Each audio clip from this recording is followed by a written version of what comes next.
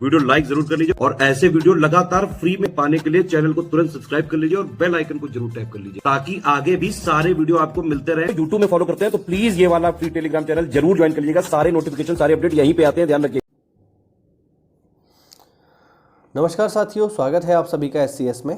और आज का जो हमारा टॉपिक है वो है हवा।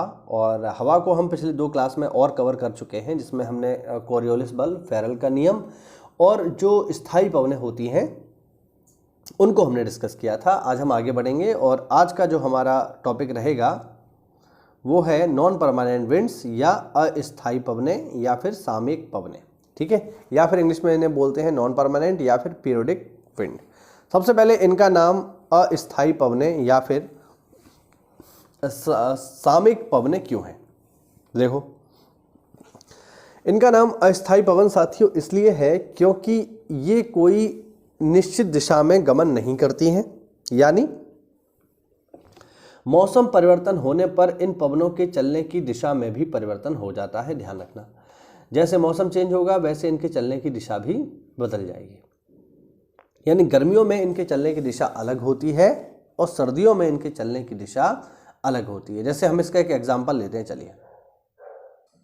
चलिए अब हम इसको एक एग्जाम्पल से समझते हैं। देखो, मैं यहाँ डायग्राम बनाता हूँ एक। चलिए ये हम बना लेते हैं, ये है हमारा प्यारा भारत, ठीक है, करीब करीब ऐसा ही है, मतलब इतना भी छोटा नहीं है बट ऐसा ही है।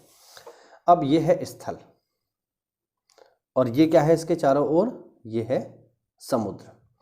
तो होता क्या है साथियों, होता है ये कि जब हमारे यहाँ पर गर्मी का मौसम होता है, जब हमारे यहाँ गर्मी होती है, तो गर्मी के मौसम में जो हवाएं हैं, ठीक है, वो कुछ इस तरीके से चलती हैं। उनके चलने की दिशा होती है गर्मी के मौसम में समुद्र से स्थल की ओर, इस तरीके से चलती हैं।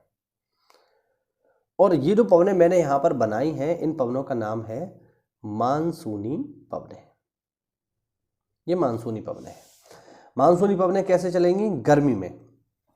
गर्मी में मानसूनी पवनों के चलने की दिशा होगी समुद्र से स्थल की ओर। इसीलिए तो गर्मी के मौसम में जब हवाएं समुद्र से स्थल की ओर आ रही हैं तो यहाँ पर जितनी भी नमी है, जितना भी बादल है, वो सब हवाओं के साथ बहता हुआ ज़मीन पर जा रहा है।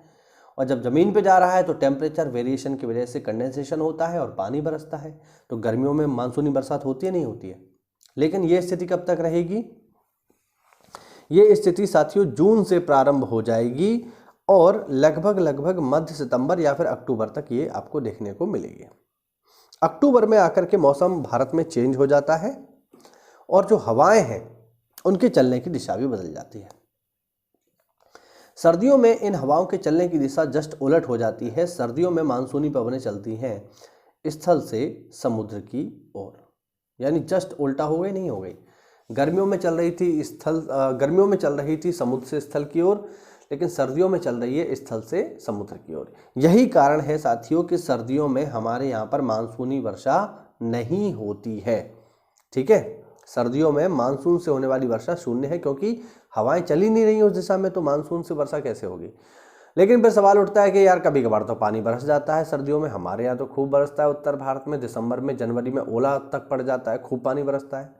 तो मैं आपको बता दूं कि सर्दियों में जो पानी की बरसात हो रही है, जो बरसात हो रही है सर्दियों में खासकर उत्तर भारत में, ठीक है, उसका रीज़न ये मानसूनी हवाएं नहीं है। ध्यान रखना, पेपर में खूब पूछता है कि सर्दियों में होने वाली बरसात का कारण क्या है। तो उसका कारण मानसून नहीं है साथियों, उसका कारण है वेस्टर्न डिस्टर्बेंस, जिसे हिंदी में कहते हैं पश्चिमी विक्षोभ, ठीक है।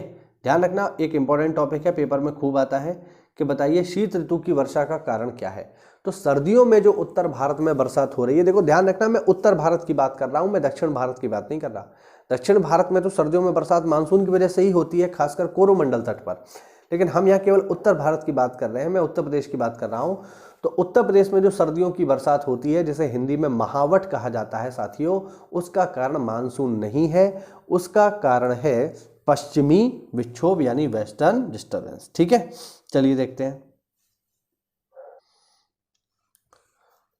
तो ये आपको समझ में आया किस तरीके से काम कर रहा है, ठीक है। अब देखो जरा, अब वही सब है जो मैंने आपको समझाया है, वही है, ठीक है। जैसे देखिए, मानसूनी पवनें वे पवनें हैं जिनकी दिशा ऋतु के अनुसार उलट जाती है।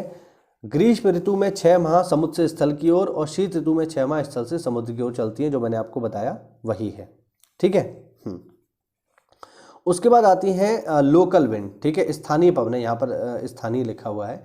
स्थानीय पवनें यानी लोकल विंड्स क्या है, वो विंड्स जो किसी विशेष इलाके में चलती हैं और वहीं के नाम से ये जो है जानी जाती हैं। जैसे यहाँ पर एक लिस्ट है, इसको देख लो आप। ठीक है, देखो इस लिस्ट को बस पढ़ना भर है, सारे के सारे इंपॉर्टेंट नहीं है, कुछ इंपॉर्टेंट है जो मैं आपको बताता हूँ। जैसे चिनूक पेपर में पूछा गया है, कहाँ पर चलेगा, पूर्वी ढाल पर चलेगा यूएसए एवं कनाडा में, और ये जो है इसकी जो नेचर है ये गर्म हवा है, ध्यान रखना। ठीक है, फॉन कहाँ पर चलेगा, आल्प्स में चलेगा। सिमुम सहारा में।